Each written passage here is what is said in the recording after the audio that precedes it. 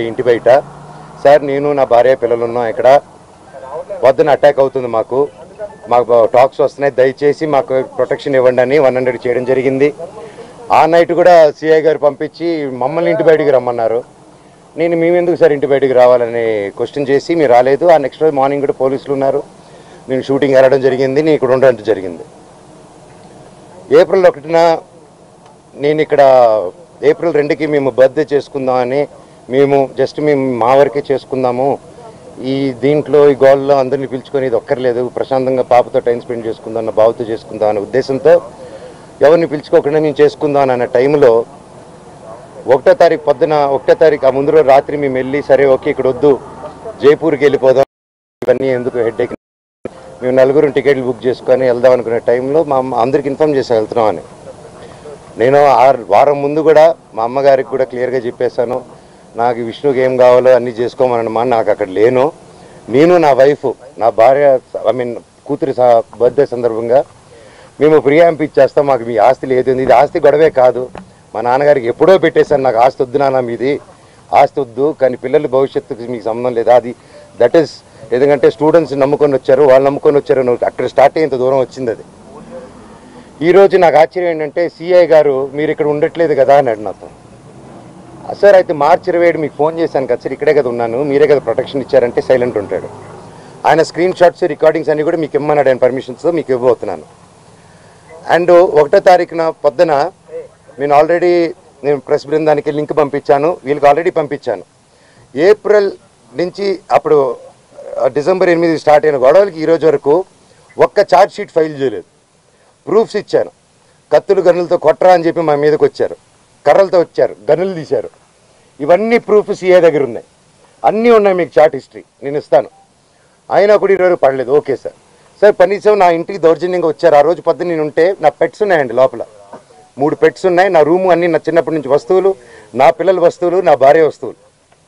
అంటే ఒక మగాడు నేను ఊరిలో ఉన్నప్పుడు లేని ధైర్యం, నేను ఊరు దాటిన వెంటనే జైపూర్కి పాపనెత్తుకొని వీడు పాప బర్త్డే బిజీలో ఉంటాడు, ఈ టైంలో కొట్టచ్చా అని కేవలం విష్ణు ప్లాన్ వేసుకొని తెల్లారుజామున ఏప్రిల్ 1 5:40కి ఇదే రోడ్లో ఉన్న కెమెరా సీసీటీవీ, మా ఇంట్లోనే సీసీటీవీలు, వాళ్ళు ఫేమస్ కదా, పోయినసారి గొడవ అయినప్పుడు వాళ్ళు నా మీద కంప్లైంట్ వేసి వాళ్ళే సీసీటీవీ దాచిపెట్టారు. ఇప్పుడు కూడా మీరు వెళ్ళి అడగండి, సీసీటీవీ వాళ్ళు ఎంటర్ అయింది ఎవరు, వాళ్ళు ఇస్తే సగం గుండు కొట్టుకుని తిరుగుతాను నేను వీధంతా, వాళ్ళకి సమస్య లేదు ఎవరు మీకు, ఎందుకంటే వాళ్ళు చేసింది దొంగ పని. నంబర్ 1, కమిషనర్ గారు బైండ్ ఓవర్ని క్రాస్ చేశారు, మల్టిపుల్ టైమ్స్ క్రాస్ చేశారు. జనరేటర్లో షుగర్ పోయడం దగ్గర నుంచి, మా వాళ్ళని కొట్టడం దగ్గర నుంచి, వాటర్ పంపులు ఇంటికి కట్ చేయడం, పగలు కొట్టడం నుంచి, కరెంటు కట్ చేయండి ఆ ఇంటికి అని చెప్పడం నుంచి, ప్రతి ఒక్కటి ఈ మనోజ్ గారి దగ్గర ప్రూఫ్స్ ఉన్నాయి. వాళ్ళ దగ్గర ఒక్క ప్రూఫ్ మనోజ్ మీద తప్పని చెప్పమనండి, నేను సాక్షాత్ అందరి కాళ్ళ మీద పడి నేను సారీ అడుగుతాను. ఒక్క ప్రూఫ్ చూడుకుని పోనీ నేను ఆస్తి అడిగినట్టు ఒక్క ప్రూఫ్ చూపిమనండి. మీకు ఆన్గోయింగ్ ఇష్యూ బయటికి రమ్మన్నారు.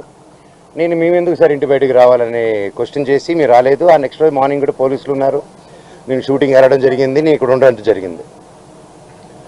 ఏప్రిల్ 1న నేను ఇక్కడ ఏప్రిల్ 2కి మేము బర్త్డే చేసుకుందామని మేము మా వరకే చేసుకుందాము, ఈ దీంట్లో ఈ గోల్లో అందరినీ పిలుచుకొని ఇది ఒక్కర్లేదు, ప్రశాంతంగా పాపతో టైం స్పెండ్ చేసుకుందాం అన్న బావతో చేసుకుందాం అనే ఉద్దేశంతో ఎవరిని పిలుచుకోకుండా నేను చేసుకుందాం అన్న టైంలో 1వ తారీఖు పొద్దున 1వ తారీఖు ఆ ముందు రోజు రాత్రి మేము వెళ్ళి సరే ఓకే ఇక్కడ వద్దు జైపూర్కి వెళ్ళిపోదాం, ఇవన్నీ ఎందుకు హెడ్ఏక్, మేము 4 టికెట్లు బుక్ చేసుకొని వెళ్దాం అనుకునే టైంలో మా అందరికి ఇన్ఫామ్ చేసి వెళ్తున్నామని. నేను వారం ముందు కూడా మా అమ్మగారికి కూడా క్లియర్గా చెప్పేశాను, నాకు విష్ణుకి ఏం కావాలో అన్నీ చేసుకోమనమ్మా, నాకు అక్కడ లేను. నేను నా వైఫ్ నా భార్య కూతురి బర్త్డే సందర్భంగా మేము ప్రియాంప్ ఇచ్చేస్తాం, మాకు మీ ఆస్తి లేదు, ఇది ఆస్తి గొడవే కాదు, మా నాన్నగారికి ఎప్పుడో పెట్టేశాను, నాకు ఆస్తి వద్దు నాన్న, మీది ఆస్తి వద్దు, కానీ పిల్లల భవిష్యత్తుకి మీకు సంబంధం లేదు, అది దట్ ఈస్ ఎందుకంటే స్టూడెంట్స్ నమ్ముకొని వచ్చారు, వాళ్ళు నమ్ముకొని వచ్చారు, అక్కడ స్టార్ట్ అయ్యేంత దూరం వచ్చింది. అది ఈరోజు నాకు ఆశ్చర్యం ఏంటంటే సిఐ గారు మీరు ఇక్కడ ఉండట్లేదు కదా అన్నాడు నాతో. సార్ అయితే మార్చి 27 మీకు ఫోన్ చేశాను కదా సార్, ఇక్కడే కదా ఉన్నాను, మీరే కదా ప్రొటెక్షన్ ఇచ్చారంటే సైలెంట్ ఉంటాడు. ఆయన స్క్రీన్ షాట్స్ రికార్డింగ్స్ అన్నీ కూడా మీకు ఇమ్మన్నాడు, ఆయన పర్మిషన్స్తో మీకు ఇవ్వబోతున్నాను. అండ్ 1వ తారీఖున పొద్దున నేను ప్రెస్ బృందానికి లింక్ పంపించాను, వీళ్ళకి ఆల్రెడీ పంపించాను. ఏప్రిల్ నుంచి అప్పుడు డిసెంబర్ 8 స్టార్ట్ అయిన గొడవలకి ఈరోజు వరకు ఒక్క ఛార్జ్ షీట్ ఫైల్ చేయలేదు. ప్రూఫ్స్ ఇచ్చాను, కత్తులు గన్నులతో కొట్టరా అని చెప్పి మా మీదకి వచ్చారు, కర్రలతో వచ్చారు, గనులు తీశారు. ఇవన్నీ ప్రూఫ్ సీఏ దగ్గర ఉన్నాయి, అన్నీ ఉన్నాయి, మీకు చాట్ హిస్టరీ నేను ఇస్తాను.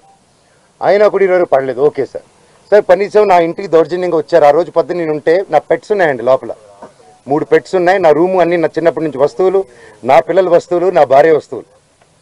అంటే ఒక మగాడు నేను ఊరిలో ఉన్నప్పుడు లేని ధైర్యం, నేను ఊరు దాటిన వెంటనే జైపూర్కి పాపనెత్తుకొని, వీడు పాప బర్త్డే బిజీలో ఉంటాడు, ఈ టైంలో కొట్టొచ్చా అని కేవలం విష్ణు ప్లాన్ వేసుకొని తెల్లారుజామున April 1 5:40కి ఇదే రోడ్లో ఉన్న కెమెరా సీసీటీవీ, మా ఇంట్లోనే సీసీటీవీలు, వాళ్ళు ఫేమస్ కదా, పోయినసారి గొడవ అయినప్పుడు వాళ్ళు నా మీద కంప్లైంట్ వేసి వాళ్ళే సీసీటీవీ దాచిపెట్టారు. ఇప్పుడు కూడా మీరు వెళ్ళి అడగండి, సీసీటీవీ వాళ్ళు ఎంటర్ అయింది ఎవరు, వాళ్ళు ఇస్తే సగం గుండు కొట్టుకుని తిరుగుతాను నేను వీధంతా. వాళ్ళకి సమస్య లేదు ఎవరు మీకు, ఎందుకంటే వాళ్ళు చేసింది దొంగ పని. నంబర్ 1, కమిషనర్ గారి బైండ్ ఓవర్ని క్రాస్ చేశారు, మల్టిపుల్ టైమ్స్ క్రాస్ చేశారు. జనరేటర్లో షుగర్ పోయడం దగ్గర నుంచి, మా వాళ్ళని కొట్టడం దగ్గర నుంచి, వాటర్ పంపులు ఇంటికి కట్ చేయడం, పగలు కొట్టడం నుంచి, కరెంటు కట్ చేయండి ఆ ఇంటికి అని చెప్పడం నుంచి, ప్రతి ఒక్కటి ఈ మనోజ్ గారి దగ్గర ప్రూఫ్స్ ఉన్నాయి. వాళ్ళ దగ్గర ఒక్క ప్రూఫ్ మనోజ్ మీద తప్పని చెప్పమనండి, నేను సాక్షాత్ అందరి కాళ్ళ మీద పడి నేను సారీ అడుగుతాను. ఒక్క ప్రూఫ్ చూడు, పోనీ నేను ఆస్తి అడిగినట్టే ఒక్క ప్రూఫ్ చూపిమనండి. వాళ్ళు చెప్పేది ప్రతిదీ అబద్ధం. April 1వ తారీఖున దౌర్జన్యంగా 30-40 కార్లు, ఆ వీడియో కూడా ఇచ్చాను మీకు, 30-40 కార్లు ఇదే వీధిలో వచ్చి మా సెక్యూరిటీ గేట్లు దూకి స్టంప్స్లో బూతులు మాట్లాడి నా సెక్యూరిటీని కొట్టి 3 గంటల వరకు బంధించారు లోపల. నేను 100కి చేశా, పోలీసుకి చేశా, సార్ కమిషనర్ గారికి చేశా, డీసీపీ గారితో మాట్లాడారు మా వైఫ్, సార్ ఇలా అయ్యింది, పెట్స్ ఉన్నాయి, అన్నీ పగలగొడుతున్నారు, మా వస్తువులన్నీ లోపల, నా రూమ్ వస్తువులన్నీ పగలగొట్టేశారు.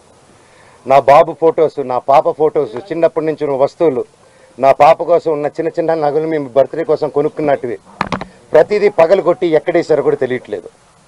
నా కారు, నా 2016లో కొనుక్కున్న నా కారు టో చేసుకొని ఆల్మోస్ట్ 9 ఇయర్స్ కారు, నాకు చిన్న చిన్న నేను పాత వస్తువులు అన్నీ ఎత్తి పెట్టుకుని ఉంటానండి, నేను అవే వాడుకుంటూ ఉంటాను. అండ్ నాకు ఆ షోకులు లేవు. అది తీసుకొచ్చి ఆ కార్ని టో చేసుకొని తీసుకొచ్చేసి వెళ్ళిపోయి ఆ రోడ్డు మీద వదిలేరు. నా వైఫ్ భార్య, మా వైఫ్ కారు మినీ కూపర్, దాన్ని టో చేసుకొని తీసుకొచ్చి ఆ గ్రౌండ్లో వదిలేరు. ఆ గ్రౌండ్లో వదిలి అక్కడ కర్చీపులు కట్టుకొని రౌడీ షీటర్లు అందరూ దిగి దగ్గరుండి దాన్ని టో చేసుకొని మళ్ళీ తీసుకెళ్ళి అక్కడ వదిలేరు. ఇవన్నీ గురువారెడ్డి గారికి, అవునా ఇంత గలీజ్గా ఎందుకు చేస్తున్నారు, ఇది బాగాలేదు మనోజ్ గారు అని చెప్పి సీఏ గారు చాలా ఫీల్ అవుతున్నారు, కానీ యాక్షన్ తీసుకోలేదు. నేను వెళ్ళండి సార్ మా వాళ్ళు